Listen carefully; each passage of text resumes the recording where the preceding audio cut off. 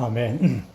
우리 로마서 계속해서 오늘 14장부터 우리가 볼 것입니다. 우리는 이 로마서를 대할 때에 바울이 아주 깊은 부담을 지금 우리는 만지고 있습니다. 바울은 로마서를 기록하는 그 장소가 바로 고린도입니다. 고린도의 교회의 상황과 이 모든 것들을 다 보고 또한 그런 문제들을 또한 해결하고 그러면서 바울 안에 있는 깊은 부담은 로마서를 쓰면서 로마에 있는 성도들에게 또한 로마서를 읽는 모든 성도들에게 이러한 깊은 이 마음을 이렇게 쓰고 있습니다. 그것은 바로 하나님의 마음 안에 있는 이 깊은 지점, 그분의 뜻과 온전하신 뜻, 그것이 바로 그리스도의 몸을 건축하는 것입니다. 그래서 로마서의 결론은 이러한 그리스도의 몸, 다시 말해서 교회 생활로 귀결되는 것입니다. 정말 1장에서부터 11장까지 바울은 이 전체적인 어떤 이러한 이 진리의 항목들이 파노라마처럼 정말 아주 놀랍게 보여주었습니다. 하나님의 창조에 관하여, 그리고 사람의 타락, 그리고 그리스도의 구속, 이 구속을 통하여 하나님과 의롭게 된 것, 그리고 화해되고 또한 화목하게 된 것, 그러고 난 다음에 또한 이 화목된 사람들인 또 믿는 이들인 우리가 그리스도와의 연합되고 동일시되고, 그리고는 이제 그들이 성분적으로 내재적으로 거룩하게 되고 생명의 영의 법이라는 이런 놀라운 항목을 통하여 이 거룩해 됨의 깊이 안으로 이끌었고, 그리고는 이제 결국 몸의 구속을 받음으로 우리가 영화롭게 되는 그리고는 그 영화롭게 되는 이 8장을 마치면서, 그리고 이제 9장에서는 그 놀랍게 이러한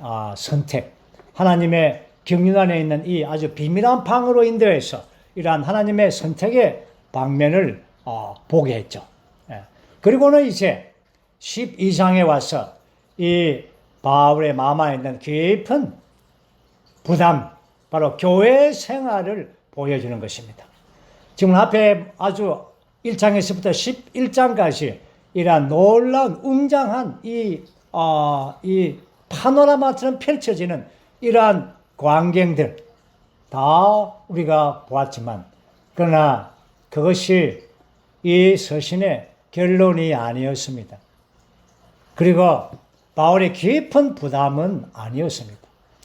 오늘날 많은 믿는 이들은, 주님을 추구하는 수많은 자들은 사실 12장부터 16장까지보다 이 앞에 있는 5장, 6장 어렵게 하심, 거룩게 함, 그 다음에 영어롭게 하심, 심지어 8장 생명의 법, 여기에 집중적으로 주의를 기울이고 그것이 아주 집중적으로 아주 관심을 합니다. 그걸 또 체험하기를 아주 원하고 있고 아주 갈망하죠.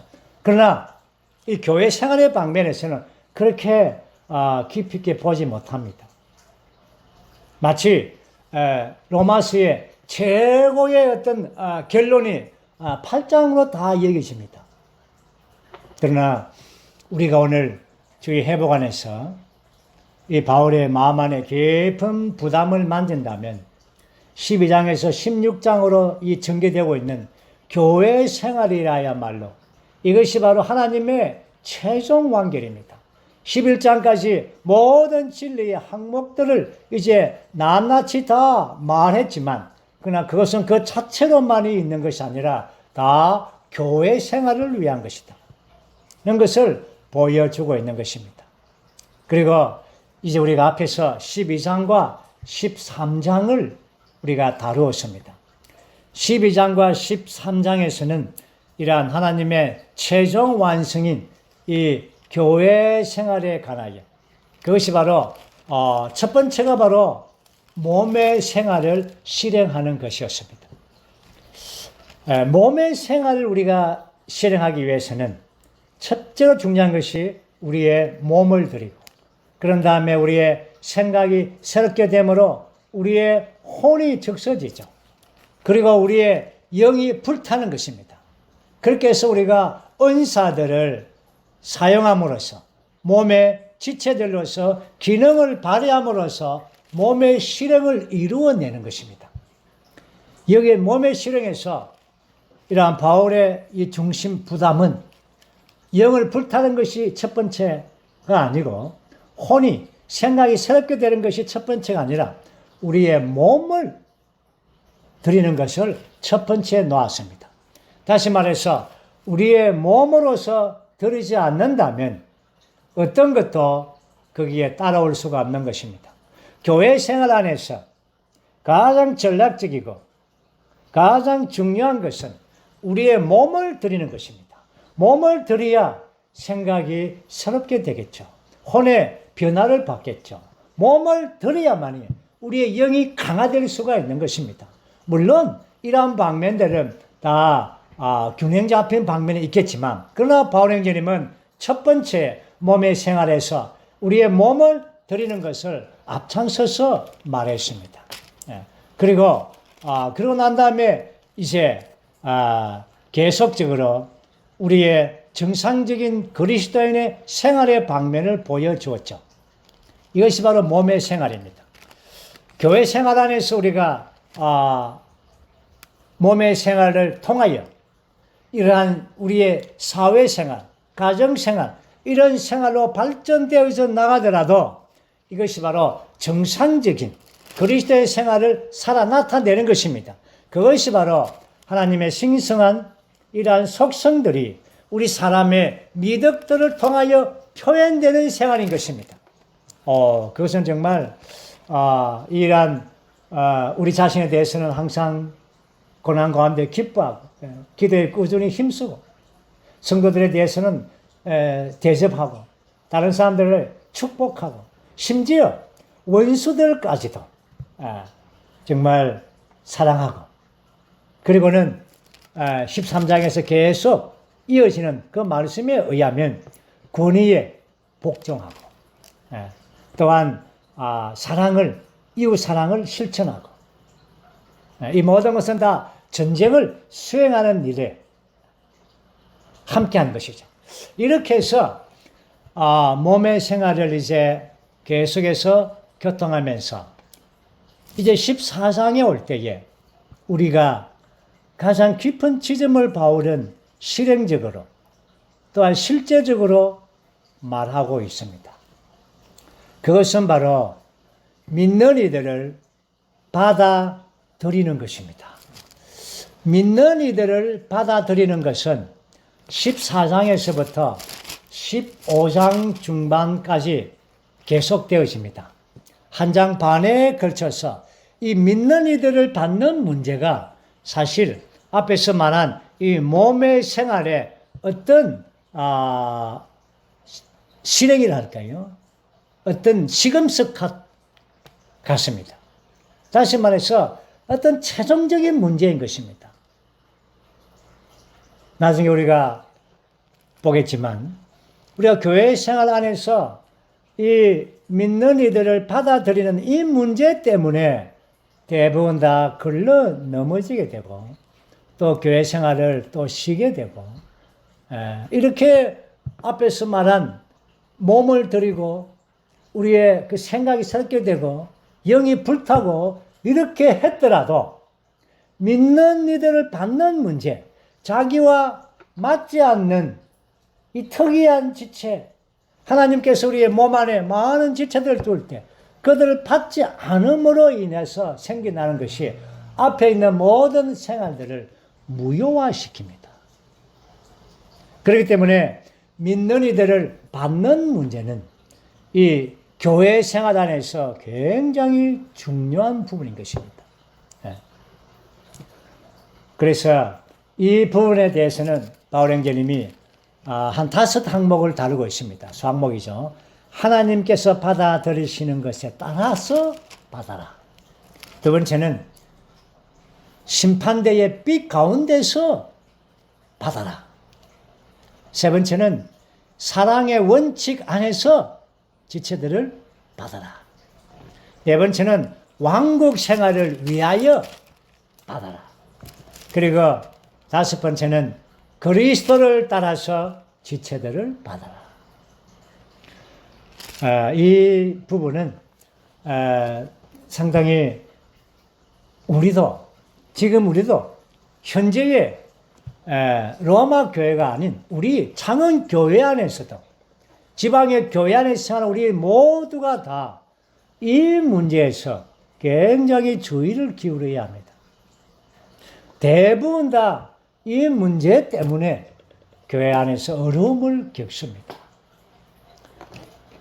지금 다시 한 번 더 말해서 바울은 이 서신을 어디서 쓰고 있습니까?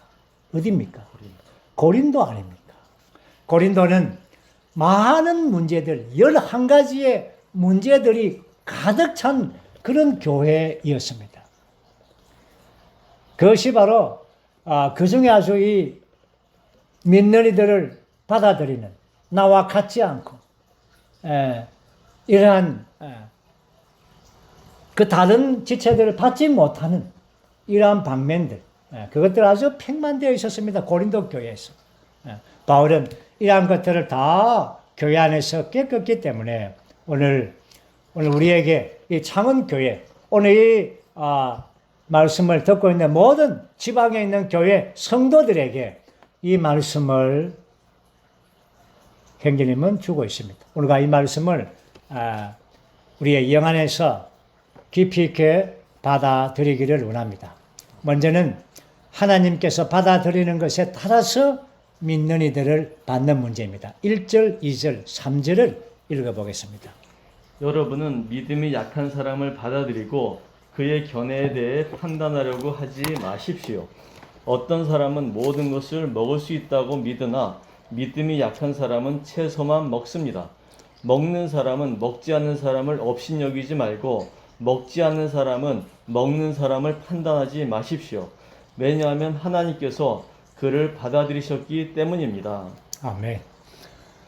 그 당시에 많은 이러한 받아들이지 못하는 부분이 크게는 음식의 문제와 그 다음에 사절에서부터 나오는 이 날들의 문제, 이 두 가지 문제를 언급을 합니다. 물론 우리가 교회 생활을 해보면 이 두 가지만의 문제가 아니죠.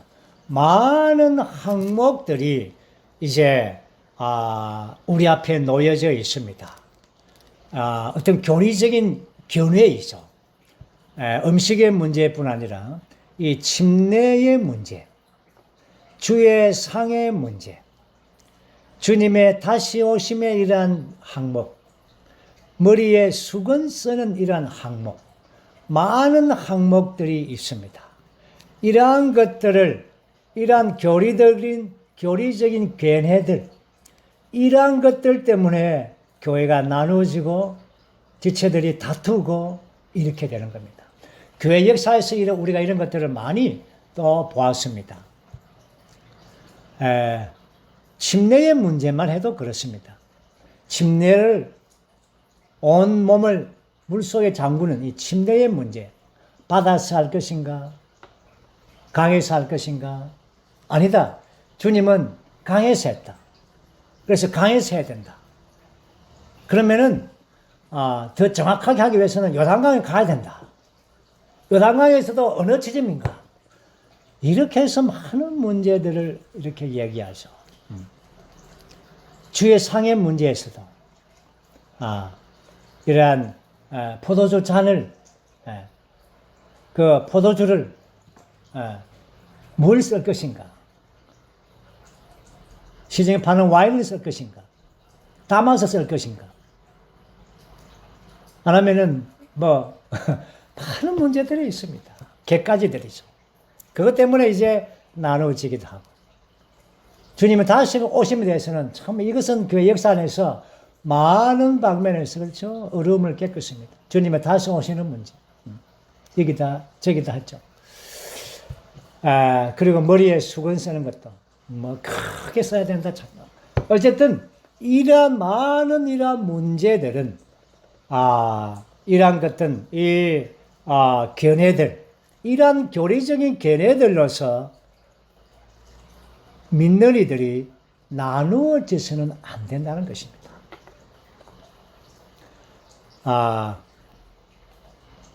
여기에서 우리가 이 각주 1의 3번 각주를 보면 우상숭배, 음행, 탐욕, 욕하는 것, 여러 가지 추한 죄들, 분열, 그리스도께서 육체가 되신 것을 부인한 것, 이러한 것들 외에는 다른 이러한 실행적인 이러한 교리들, 이러한 견해들, 이러한 문제들로서 우리가 다른 사람들을 비판할 필요가 없습니다.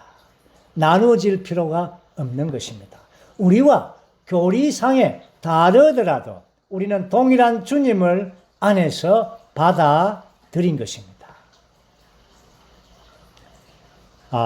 그렇기 때문에 우리가 이러한 부분에 올 때에 매우 조심하고, 또 한면에서는 우리가 마음 안에서 이 그리스도께서 우리 안에 거처를 정하셔서 우리의 마음이 넓혀져서 그것이 정말 생명의 하나 안에 있는 것이라면 다른 이러한 객관지들인 이러한 교리적인 실행적인 이러한 문제에 의해서 다투거나 주장할 필요가 없다는 것입니다. 바울은 여기에서 먹는 거의 문제에서 말하죠. 믿음이 약한 사람들은 여러분이 받아들이십시오. 그의 견해에 대해서 판단하지 마십시오. 먹는 것은 그렇죠. 그 당시에 먹는 문제가 아주 중요했죠. 채소를 먹고 고기를 먹고, 왜냐하면 고기들이 다 시중에 파는 고기들이 우상에서 바쳐진 고기들이 대부분이죠. 이렇게 해서 이러한 문제들이 많이 제기되었습니다. 그러나 우리가 교회 생활 안에서 우리가 지체들을 받는 것의 근거는 그가 뭐 돼지고기를 먹든 소고기를 먹든 심지어 뭐 거북이 고기를 먹든 야채를 먹든 그건 그렇게 그것이 받아들이는 문제가 아니란 겁니다. 우리는 우리 지체들에 대하여 어떤 받는 문제에 대해서는 선택권이 없습니다. 하나님이 받으셨다 하면 받는 겁니다. 하나님의 자녀이면은 받는 것입니다. 이런 예를 들 수가 있죠. 한 집안에서 자녀들이 많습니다. 많은 자녀들이 있는 큰 집안에서 자녀들이 이렇게 싸우겠죠. 마땅히 싸우죠. 그러면은 동생 저거는 정말 좀 없었으면 좋겠다. 왜 저러냐? 그러나 그렇죠. 그 가족의 자녀들은 다른 형제들을, 누이들을 선택할 권리가 없는 겁니다. 만약 동생들과 싸우려면, 형제들과 싸우려면 형제들과 싸우면서 안 됩니다. 누구에게 따지자 됩니까? 아버지께 따져야죠. 아버지께서 낳았는데. 그러므로 오늘 이러한 부분에 올 때에 교회 안에 모든 문제가 바로 이 문제 아닙니까? 누가 하나님과 싸움에서 문제가 생겼다. 그런 사람 없이 다 지체들과의 문제입니다. 지체들과의 문제. 나와 맞지 않다는 것이죠. 독특하다는, 괴상하다는 겁니다. 아주 독특하고 괴상하고. 그러나 하나님께서 아버지가 그 자녀를 거기에 낳았다는 것입니다. 우리에게는 형제들을 받을 권리가 없는 겁니다. 하나님이 주신 것을 받는 것입니다. 이것은 교회 생활 안에서 굉장히 실행적이고 매우 중요한 것입니다. 4, 5, 6절 한번 보죠. 이제 날들의 문제입니다. 남의 집 하인을 판단하는 그대는 누구입니까? 그가 서 있거나 넘어지는 것은 자기 주인에게 달려 있습니다. 그러나 그가 서 있게 될 것인데 그것은 주님께서 그를 서 있게 하실 수 있으시기 때문입니다. 어떤 사람은 이날이 전날보다 더 중요하다고 판단하고 또 어떤 사람은 모든 날이 같다고 판단합니다. 각 사람이 자기 생각에 확신을 가져야 합니다. 일정한 날을 지키는 사람도 주님을 향하여 지키며 먹는 사람도 주님을 향하여 먹습니다. 그것은 그가 하나님께 감사를 드리기 때문입니다. 그리고 먹지 않는 사람도 주님을 향하여 먹지 않으며 하나님께 감사를 드립니다. 아멘. 아주 바울의 이러한 마음을 가진다면 우리가 누구에게도 그쵸 걸려 넘어지지 않고 또 다른 사람들을 걸려 넘어지게 하지도 않을 것입니다. 보십시오. 누가 남의 집의 하인을 판단합니까? 그가 서 있든지 넘어지든지 그것은 자기 주인에게 달려 있는 것입니다. 이 날이 좋다, 저 날이 중하다. 모든 날이 다 중하다고 생각하면 되고, 그렇죠? 이렇게 하든 저렇게 하든 다 주님께 영광을 구하면 되는 것입니다. 주님을 향하여 먹든지 마시든지 다 주님을 향하여 감사하면 되는 것입니다. 그래서 이 부분을 이제 이렇게 끝내면서 6절과 7절, 8절은 이렇게 말합니다. 한번 읽어보죠. 일정한 날을 지키는 사람도 주님을 향하여 지키며 먹는 사람도 주님을 향하여 먹습니다. 그것은 그가 하나님께 감사를 드리기 때문입니다. 그리고 먹지 않는 사람도 주님을 향하여 먹지 않으며 하나님께 감사를 드립니다. 왜냐하면 우리 중에 누구든지 자신을 향하여 사는 사람이 없으며 자신을 향하여 죽는 사람도 없기 때문입니다. 우리는 살아도 주님을 향하여 살고 죽어도 주님을 향하여 죽습니다. 그러므로 우리는 살든지 죽든지 주님의 것입니다. 아멘.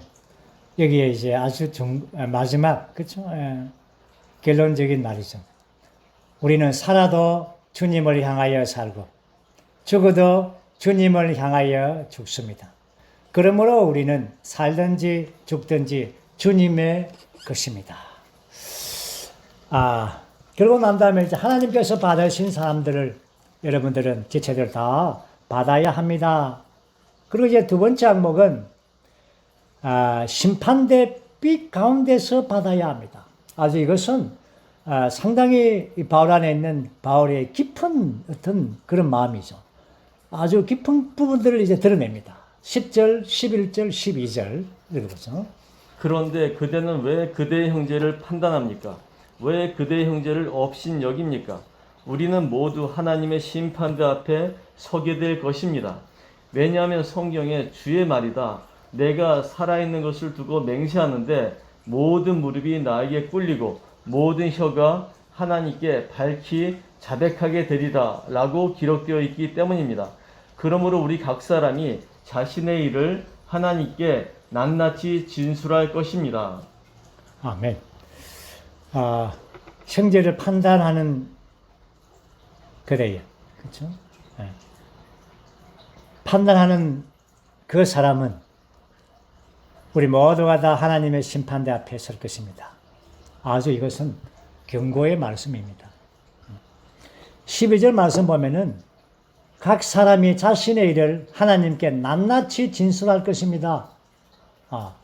그 위에 말씀 보면 모든 해가 하나님께 밝혀 자백할 것입니다. 뭘 낱낱이 진술하고 자백합니까? 형제들을 판단했던 말들이죠.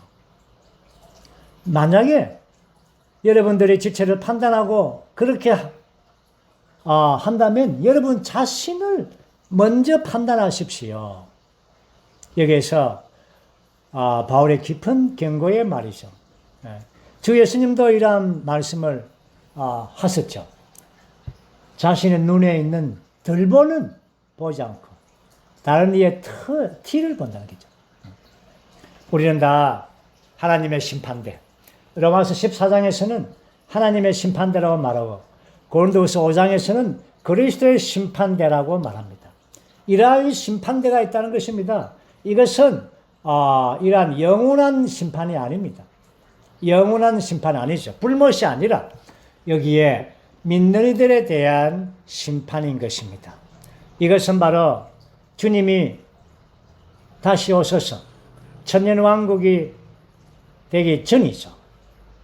부활한 모든 믿는 이들을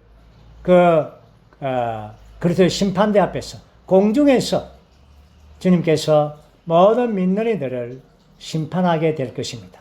그 심판이 끝나고 난 다음에 주님은 공중에서 믿는 이들과 함께 이기는 자들과 함께 혼인잔치를 갖게 됩니다. 혼인식을 갖게 되죠. 오늘 교회 역사에서 볼 때에 우리가 이 부분에 올 때 많은 두 가지 큰 학파들이 있었죠. 바로 영원한 한 번 구원은 영원한 구원이다. 한 번 구원받으면 심판이 없다. 이런 그런 무리들이 바로 칼빈의 장로교를 중심으로 한 이런 보수적인 신앙을 가진 이런 교파들이죠. 그 다음에 알리미안이라는 이런 무리가 있는데 그 구원은 봐라 이 심판대가 있지 않는가? 그러므로 구원을 받아서도 이렇게 행위로서 잘못되면은 구원을 잃을 수가 있다. 엘리베이터 구원이죠. 이것이 바로 오순절파의 무리들이 이러한 구원을 취했죠. 그러나 이것은 다 부분적인 것입니다. 우리가 주 회복 안에서 이러한 완전한 하나님의 이 심판대의 방면에서는 바로 그리스도의 심판대인 믿는 이들의 방면이 있고 믿지 않는 이들의 행벌의 방면이 있고 이 두 방면이 있다는 것을 우리는 밝히 알고 있습니다. 그러므로 우리는 이러한 모든 믿는 이들은 다 그리스도의 심판대 앞에 설 것이기 때문에 우리는 형제들을 판단하거나 업신여기거나 받지 않거나 비방해서는 안 된다는 것입니다. 그리고 이제 세 번째 항목에서는 사랑의 원칙 안에서 다른 사람들을 봤습니다. 13, 14, 15절입니다. 그러므로 우리가 더 이상 서로를 판단하지 맙시다. 오히려 형제 앞에 걸리게 하는 것이나 넘어지게 하는 것을 놓지 않았는지 판단해 보십시오. 내가 주 예수님 안에서 알고 확신하는 것은 이것입니다. 무엇이든지 그 자체가 더러운 것은 없으나 그것을 더럽다고 생각하는 그 사람에게는 더러운 것입니다. 만약 그대의 음식 때문에 그대의 형제가 마음의 상처를 입는다면 그대는 이미 사랑을 따라 행하는 것이 아닙니다. 그대의 음식으로 그 형제를 파멸시키지 마십시오. 그리스도께서 그를 위해 죽으셨습니다. 아멘. 아주 바울 행제님은 그리스도의 심판대라는 단어를 쓰고 난 다음에 그러나 심판대의 빛이 무서워서 지체들을 받는다면 억지로 받는 것이죠. 그러나 이제 바울 행제님은 균형 잡히게 사랑의 원칙 안에서 받으십시오. 믿는 이들을 우리 지체들을 받아들이는 것은 이 사랑의 방면이 더 깊은 것입니다. 정말 사랑이 모든 이 방면들을 통제합니다. 우리가 믿는 이들을 이 받는 문제는 우리가 사랑이 그리스도의 사랑이 우리 안에서 충만하다면 사랑이 그것을 덮는 것입니다. 지체들의 이러한 결점이 있다면 사랑이 덮어주는 것입니다. 그러면 사랑이 지체들을 받을 수 있는 아주 강력한 이러한 힘이 되는 것입니다. 내재적인 통제하는 원칙이죠. 지금 바울은 고린도에서 쓰고 있습니다. 고린도 전서에서 바울이 뭐라 했습니까? 12장에서 은사를 말했죠. 14장에서 또 탁월한 은사를 말했죠. 12장과 14장에 이러한 지체들의 은사를 말한 그 가운데 사랑을 넣었습니다. 사랑이 가장 뛰어나다. 우리가 지체들을 은사를 사용할 때 사랑 안에서 행하지 않는다면 지체들을 받는 문제, 사랑 안에서 행하지 않는다면 모든 것이 다 울리는 꽹가리처럼 그렇죠? 되어버립니다. 사랑 안에서 사랑의 통제하는 원칙 안에서 지체들을 받고 지체들을 짊어지시기를 원합니다. 이제 네 번째는 왕국 생활을 위하여 지체들을 받는 문제입니다.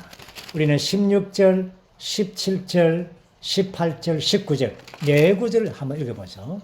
그러므로 여러분이 좋다고 여기는 것이 도리어 비방거리가 되지 않도록 하십시오. 왜냐하면 하나님의 왕국은 먹는 것과 마시는 것이 아니라 의와 화평 그리고 성령 안에 있는 기쁨이기 때문입니다. 그리스도를 이렇게 섬기는 사람은 하나님을 기쁘시게 하고 사람에게도 인정을 받습니다. 그러므로 우리가 화평의 일과 서로 건축하는 일을 추구합시다. 아멘. 우리가 화평의 일과 건축하는 일을 추구합시다. 화평의 일은 몸의 하나를 지켜주고, 건축하는 일은 지체들에게 생명을 분배해 주는 것입니다. 이렇게 화평과 건축의 일에 우리가 계속해서 우리가 한다면 교회는 아주 건강할 것입니다. 그리고 교회는 풍성하게 하나님의 목적이 이루어지는 그러한 놀라운 교회로 발견되게 되는 것입니다. 여기서 바울행전에는 17절에서 하나님의 왕국에 관하여 말합니다. 여기서 이 절에서 말하는 것은 바로 교회가 하나님의 왕국이라는 것입니다. 하나님의 왕국은 여러분, 교회가 오늘 이 땅의 교회가 하나님의 왕국이죠. 왕국의 실제입니다. 왕국의 훈련을 우리가 하고 있는 것입니다. 왕국 안에서는 먹고 마시고 이런 것을 따지고 이런 문제가 아니라 왕국에서의 중심점은 바로 의와 화평과 성령 안에서의 기쁨입니다. 의는 자신을 위한 것이죠. 화평은 다른 사람들에게 위한 것이고, 기쁨은 하나님을 향하여 우리의 영 안에서 기뻐하는 것입니다. 이 세 가지의 항목이 왕국의 특징인 것입니다. 교회 생활은 왕국 생활이죠. 우리는 교회에 대해서 여러 각도가 있습니다. 교회의 어떤 하나의 각도는 바로 하나님의 집으로서 은혜가 있고 생명이 있고 풍성이 있고 누림이 있고 잔치가 있고 이러한 방면이 있습니다. 또한 교회는 이러한 누림이 있는 하나님의 집의 방면일 뿐 아니라 또한 여기에 다스림이 있는 훈련이 있는 하나님의 왕국의 방면이 있는 것입니다. 교회는 하나님의 왕국이라고 말할 때에 우리는 여기에서 훈련이 있고 또한 통제와 다스림이 있다는 것입니다. 우리에게 주어진 많은 환경들, 교회 안에서 교회 생활을 통하여 일어나는, 그렇죠? 물론 가정생활도 직장생활 많은 환경들이 있죠.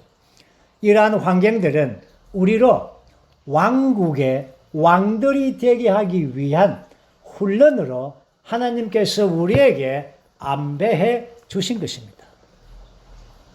마치 그 영국의 왕실 있지 않습니까? 영국의 왕실은 그 왕자가 태어나면 그 태어난다고 왕이 됩니까? 안 되죠. 지금 그 아들이 그 70이 넘었죠. 70이 넘은 아들은 아직까지 왕이 안 되고 있습니다. 어쨌든 그 왕이 되기 위해서는 오래도록 그 왕의 수업을 받아야 됩니다. 그리고는 영국처럼 그 왕이, 현재 왕이 죽어야 그 다음 서열이 왕이 되죠. 어쨌든 우리는 교회 안에 우리 모두는 다 이러한 왕국 생활을 할 때 우리는 왕에 대한 앞으로 천년 왕국에서 주님과 공동의 왕이 되기 위해서 이러한 훈련이 필요한 것입니다.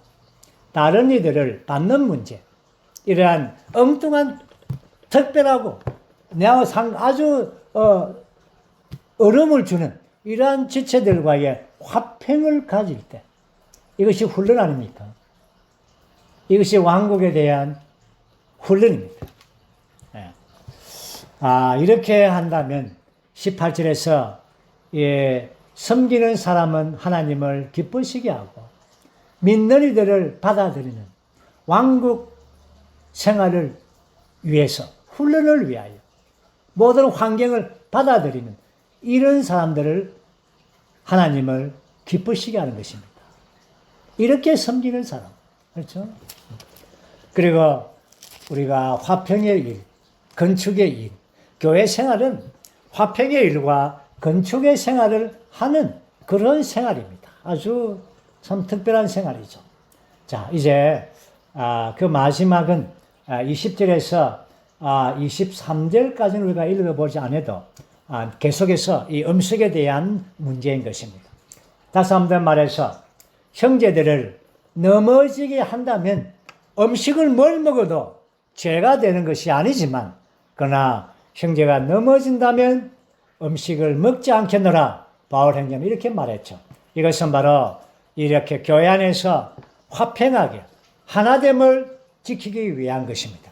다만 우리는 어떤 상황이 어려운 지체가 있더라도 내 능력 안에서는 빠지지 못하는 지체가 있더라도 우리가 알 수 있는 최선의 길은 그리스도를 공급하는 것입니다. 이것이 건축의 일인 것입니다.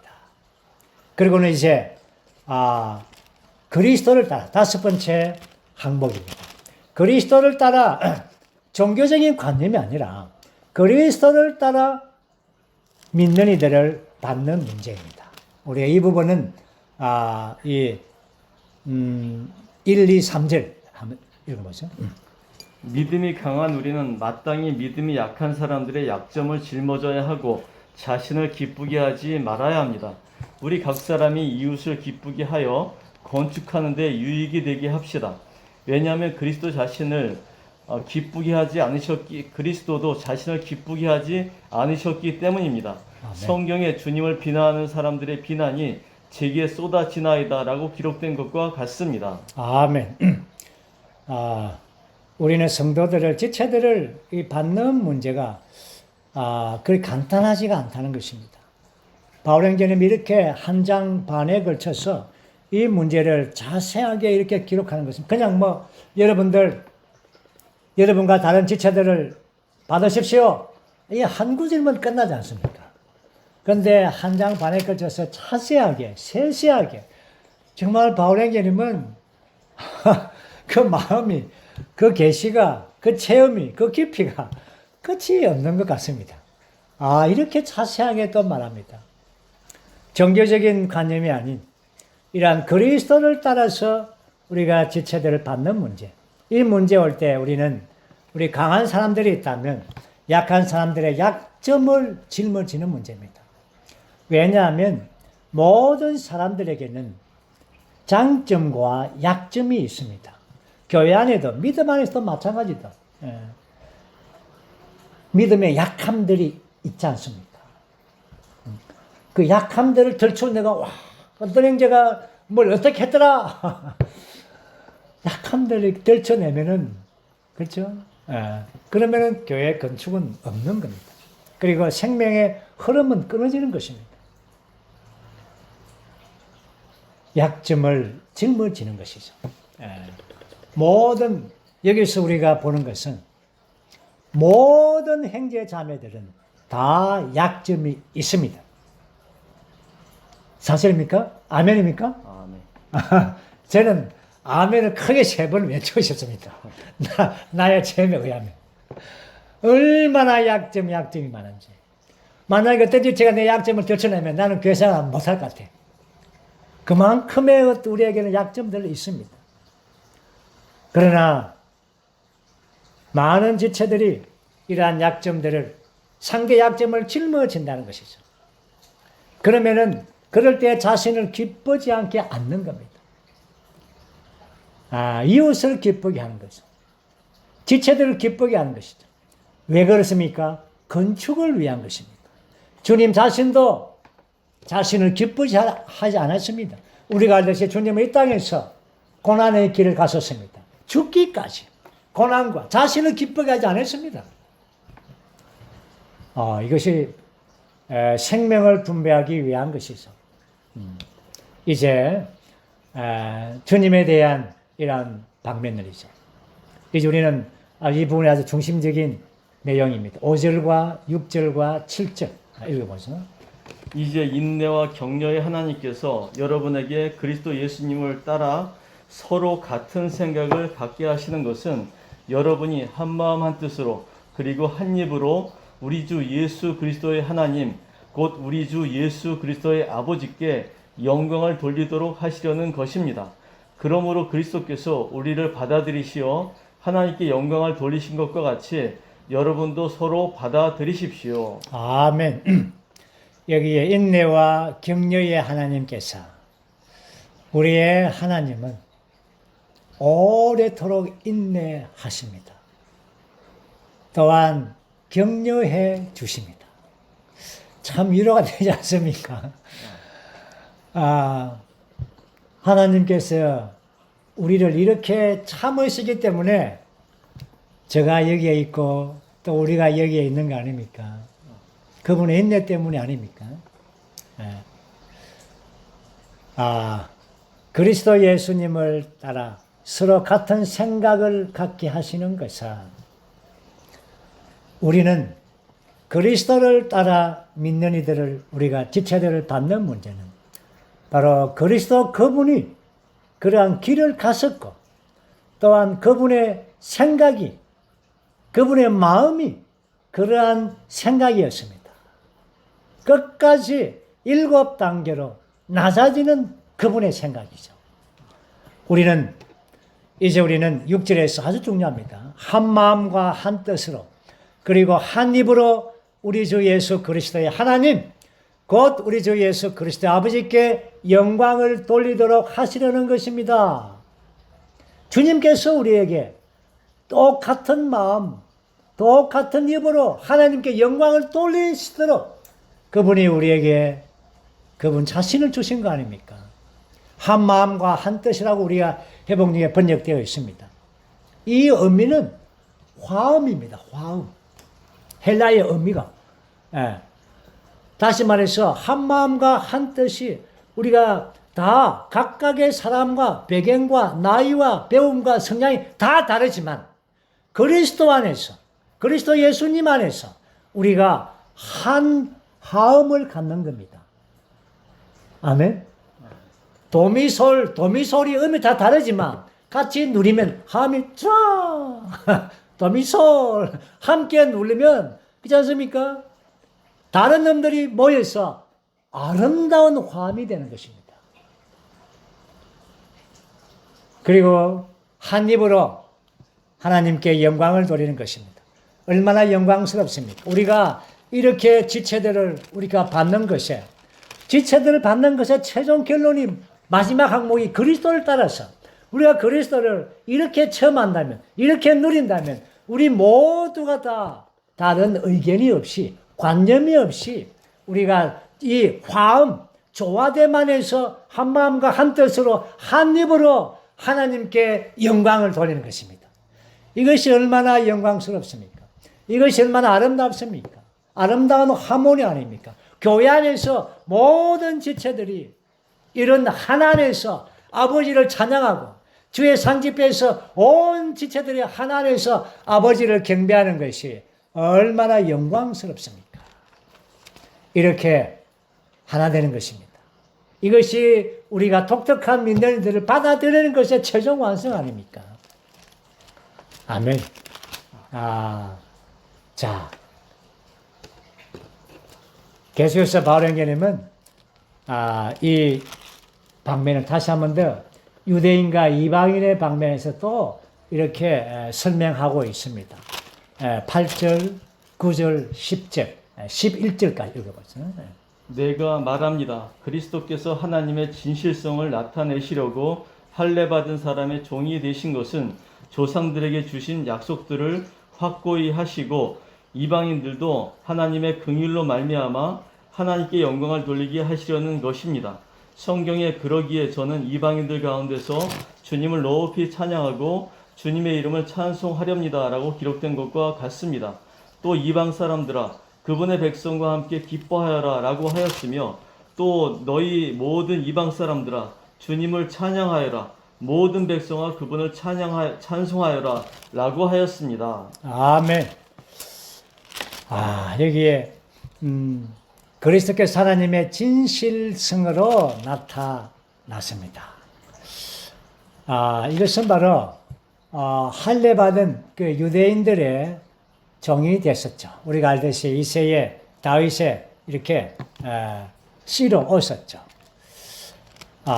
그리고는 이제 이방인들도 하나님의 긍휼로 말미암아 하나님의 영광을 돌리게 하시려는 것입니다. 그리스도께서 유대인들 가운데 유대인으로 태어나셨지만 유대인의 종으로서 또 유대인의 뿌리로서 태어났지만 그러나 이방인들에게 긍휼이 되고 이방인들을 위해서 그분이 이 땅에 태어났습니다. 그러므로 내가 이방인 가운데서 주님을 높이 찬양하고 주님의 이름을 찬송할 것입니다. 이것은 바로 이방인들을 통하여 그리스도께서 하나님이심을 이렇게 찬송하는 것입니다. 이방 사람들아 주님의 백성들과 함께 기뻐하여라. 주님 백성이 누굽니까? 이스라엘 아닙니까? 이스라엘과 이방인들, 이 유대인과 헬라인들이 이들이 그리스도로 말미암아 하나 되어서 함께 기뻐하며 찬양드리는 것입니다. 이제 마지막으로 이 부분, 믿는 이들을 받는 이 부분에서 다섯 번째 그리스도를 따라서 이 항목에서 이제 이 마지막 결론적인 말은 바로 유대인과 이방인의 모든 것이신 그리스도로서 이 부분을 마칩니다. 11절, 12절, 13절. 또 너희 모든 이방 사람들아 주님을 찬양하여라. 모든 백성아 그분을 찬송하여라 라고 하였습니다. 이사야도 말합니다. 이새의 뿌리 곧 이방인들을 다스리실 분께서 일어나실 것이니 이방인들이 그분께 소망을 둘 것이다. 소망이 하나님께서 믿음으로 말미암아 모든 기쁨과 평안으로 여러분을 충만하게 하시어 성령의 능력으로 소망이 넘치게 해 주시기를 바랍니다. 아멘. 이사야 선지자가 말했죠. 이새의 뿌리. 이것은 바로 그리스도 그분은 이새의 뿌리. 그분은 유대인들의 이러한 뿌리죠. 근원입니다. 그러나 이방인들을 다스리실 분, 모든 이방인들을 통치하시는 분이십니다. 그리고 13절에서 소망이 하나님께서 믿음으로 말미암아 모든 기쁨과 평안으로 여러분을 충만케 하시어 성령의 능력으로 소망이 넘치게 해 주시기를 바랍니다. 여기서 아주 놀라운 것은 비록 그리스도는 이새의 뿌리이시지만 또한 그분은 이방인들을 다스리시는 분입니다. 바울은 그리스도를 이방인과 유대인을 연결시키는 이러한 말씀을 했죠. 다시 말해서 우리 모두에게 그분은 모든 것을 포함한 청량할 수 없는 분이십니다. 우리 모두에게. 우리는 이제 11절에서 우리가 본 것처럼 가지의 일부가 잘려서 이방인들이 거기에 접붙임을 했습니다. 우리가 거기에 접붙였죠. 그리고 거기에 이 진액을, 그 생명의 풍성함을 우리가 우리가 누리고 있습니다. 그분의 모든 풍성이죠. 그리스도의 이러한 좋은 땅으로 예표되신 그리스도. 바울 형제님이 그 주님으로 돌이킨 난 그날부터 앞에 있는 표대이신 그리스도를 향하여 그의 모든 것들을 다 해로 여기고 배설물로 여기고 그리스도를 얻고 그리스도 안에서 발견되고 그리스도를 알고 그리스도를 추구하기를 달려왔습니다. 모든 대가를 다 지불했습니다. 이것이 오늘 이 다른 지체들을 받는 것의 결론입니다. 그리스도를 체험하고 누리고 소유한다면 우리 이방인들이 유대인들과 함께 이렇게 그리스도 안에서 우리 모두가 다 하나가 되는 것입니다. 모두를 다 받아들일 수가 있는 것입니다. 이것이 바울의 이제 중심적인 부담입니다. 이제 우리는 15장 이제 14절부터는 결론적인 이 항목은 또 다른 항목입니다. 오늘은 여기까지를 마치겠습니다. 우리가 다음 시간에는 로마서의 결론으로서 15장 14절에서부터 이제 16장 마지막까지 정말 교회 생활에 아주 사소한 섬세한 그런 바울의 이제 그 섬세함을 우리가 만질 것입니다. 정말 우리가 로마서를 대하면서 이렇게까지 로마서가 정말 이렇게 깊은 책인 줄 저도 미처 몰랐습니다. 정말 이 교회 생활이 얼마나 하나님께서 원하시고 이 교회 생활이란 말로 이 로마서의 최종 결론으로서 그분의 목적이 이루어지는 놀라운 지점인 것을 우리가 다시 한 번 더 깨닫고 우리가 교회 안에서 정말 몸의 생활을 실행함에 있어서 물론 우리가 우리의 몸을 드리고 또한 우리의 생각이 새로워지고 우리의 은사를 사용하고 우리의 영을 불붙게 하고 이러한 방면들도 필요하지만 그러나 실제적이고 실행적으로 우리가 모든 믿는 이들을 받아들이는 것입니다. 이럴 때 우리는 교회 생활이 우리가 화평하게 되고 교회 생활이 건축의 일이 되게 되는 것입니다. 주님을 찬양합니다.